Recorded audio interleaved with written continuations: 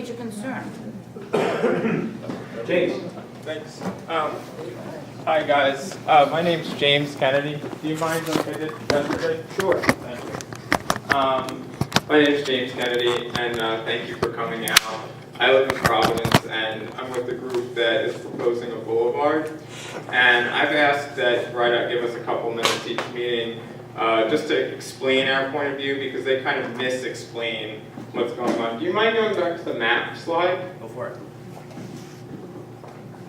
So the gentleman back in the gray, this gentleman here, you mentioned making bottlenecks. Yes? What was your name? Pete.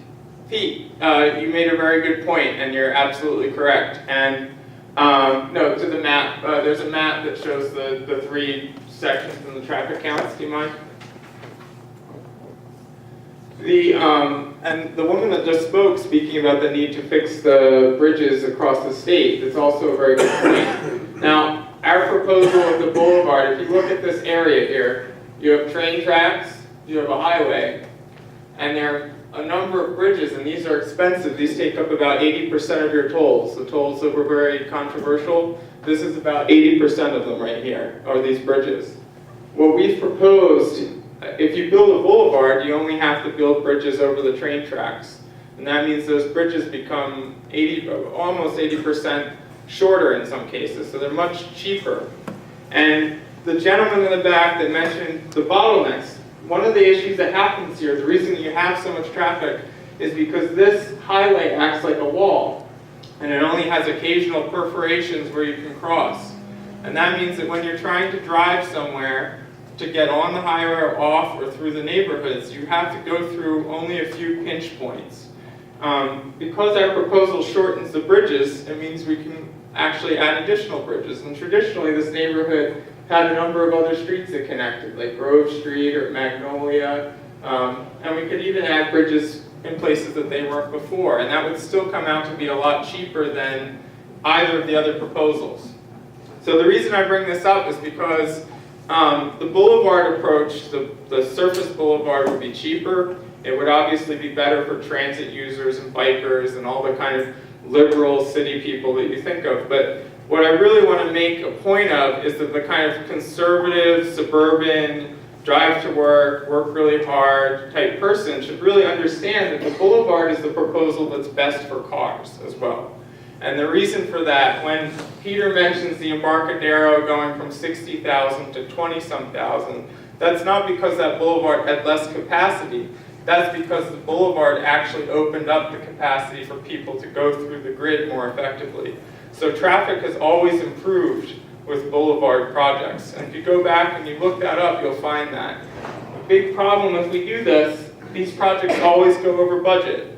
So right now, if we build this highway, it's really bad for the city, it's bad for people that are going to get asthma, or people that are trying to get between these neighborhoods that are cut off. There's a 50% car-free rate in this neighborhood. And, but it's also going to be bad for the taxpayers, it's going to be bad for the commuters and cars. So what we really need to do is build a boulevard. So I'd ask you to check that out and give that your thought, because I know it sounds counterintuitive, but it's actually the best thing for people that drive to work. Thank you. Who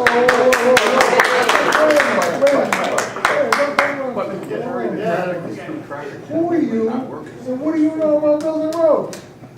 I don't. You got an engineering background? What do you know about traffic?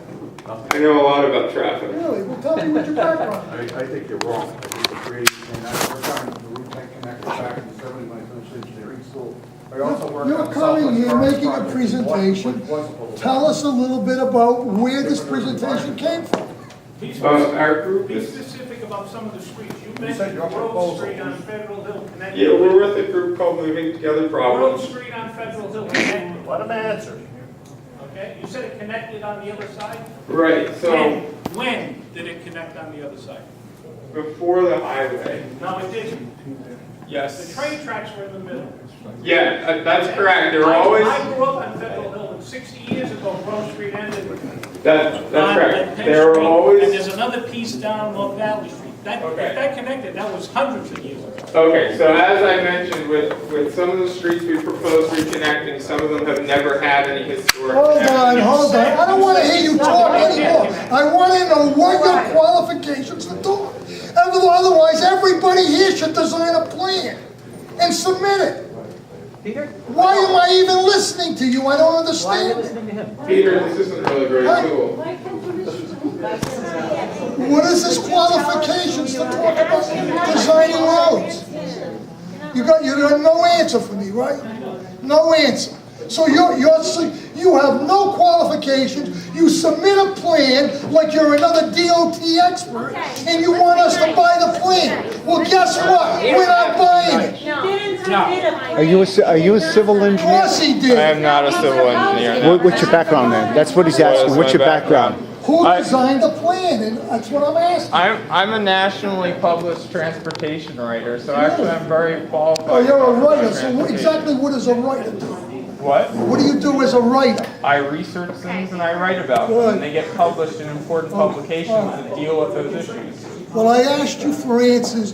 You didn't give me answers. I get frustrated when I didn't get answers. James, Anyway. what do you do? For a living? Or? Yes, for a living. I'm a substitute teacher for a living. I also write a blog, which is nationally published. It has been republished in a number of locations. It's called Transport Providence.